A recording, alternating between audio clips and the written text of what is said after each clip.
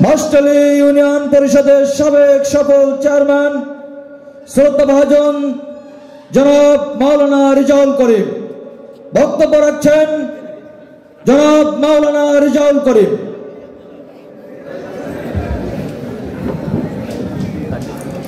বিসমিল্লাহির রহমানির রহিম।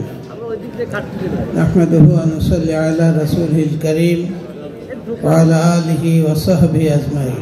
বাগেরহাট পৌরসভা জামাত ইসলামী কর্তৃক আয়োজিত আজকের এই কর্মী সম্মেলনের জনাব সভাপতি, সম্মানিত বিশেষ অতিথি, কেন্দ্রীয় কর্ম পরিষদ সদস্য, খুলনার গণমানুষের নেতা, খুলনা মহানগরের সাবেক আমির জনাব মাওলানা আবুল কালাম আজাদ, অন্যান্য নেতৃবৃন্দ, সুধীমণ্ডলী, সাংবাদিক বন্ধুগণ, প্রিয় ডেলিগেট ভাইয়েরা, আসসালামু আলাইকুম ওয়া রাহমাতুল্লাহ।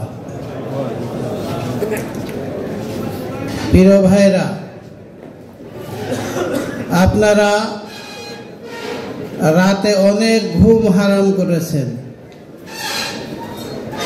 মশার কামড় খেয়ে জীবনযাপন করেছেন,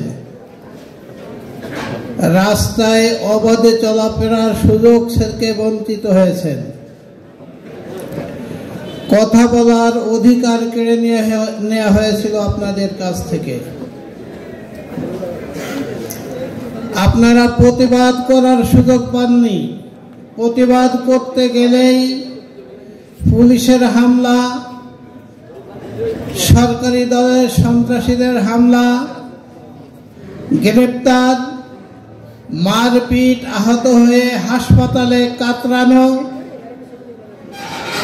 কোর্টে হাজিরা দেওয়া, জেলখানা পাহারা দেওয়ার, বিনিদ্র রজনী জেলখানায় কাটানোর জীবন আপনাদের জীবন থেকে পেরিয়েছে। আপনারা এই যে জুলুম নির্যাতনের সীমা অতিক্রম করে এত কিছু সহ্য করে আন্দোলনের পথ থেকে যে পিছপা হননি, যার কারণে আজকে মুক্ত বাতাসে আপনারা আগের চেয়েও বেশি শক্তি নিয়ে এখানে সমবেত হতে সক্ষম হয়েছে। এটা নিঃসন্দেহে আল্লাহর মেহেরবানি। আপনাদের মনে থাকার কথা, আবু সাইদ প্রতীক হিসাবে একটি বাঁশের লাঠি হাতে নিয়ে দুই বাহু দুই দিক থেকে বাড়িয়ে দিয়ে বলেছিল, বুক পেতেছি গুলি কর, বুকের মধ্যে তুমুল ঝড়। স্বৈরাচারী বুলেট একটি বুলেটে আবু সাইদের জন্য যথেষ্ট মনে করেনি। স্বৈরাচারীর রাইফেলের পর পর 3টি বুলেট আবু সাইদের দেহকে মাটির সাথে মিশিয়ে দিয়েছে।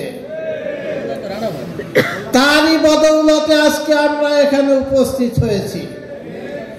যা ত্যাগ এবং কোরবানি আপনারা করেছেন, তার বদৌলতে আপনাদেরকে আল্লাহ রাব্বুল আলামিন এই সুন্দর পরিবেশটা উপহার দিয়েছেন।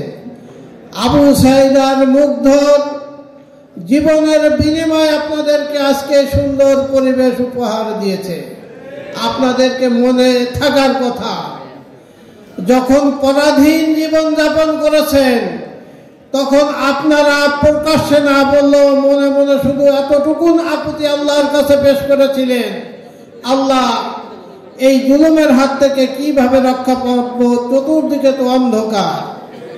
আপনারা শুধু রব্বুল আলামিনের কাছে আবেদন জানিয়েছেন, রব্বুল আলামিন আমাদেরকে একটু স্বাধীন পরিবেশে উন্মুক্ত বাতাসে কাজ করার সুযোগ তৈরি করে দাও।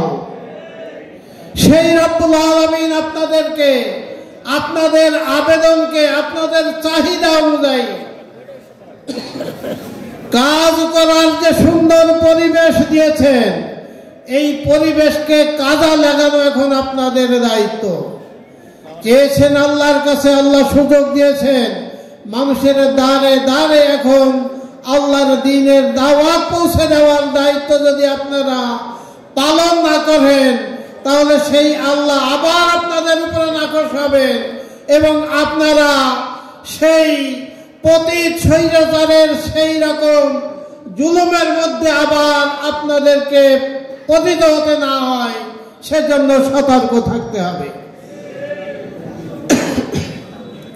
প্রিয় ভাইরা, যে রক্ত আর জীবনের বিনিময়ে আজকের এই উন্মুক্ত আকাশের নিচে আমরা কথা বলার সুযোগ পেয়েছি, সেই রক্ত, সেই প্রতিশোধ, সেই কারাগার, তার প্রতিশোধ নেওয়ার জন্য একটি মাত্র পথ, আর সে পথ হচ্ছে মানুষের কাছে আল্লাহর দ্বীনের সঠিক দাওয়াত, ইসলামকে বিজয়ী করার আন্দোলনের সঠিক দাওয়াত মানুষের কাছে পৌঁছে দেওয়া, আর তার ভিত্তিতে একটি ন্যায় ও ইনসাফ ভিত্তিক সমাজ প্রতিষ্ঠার আন্দোলনকে বেগবান করাই হচ্ছে সেই রক্ত আর জীবনের প্রতিশোধ নেওয়া।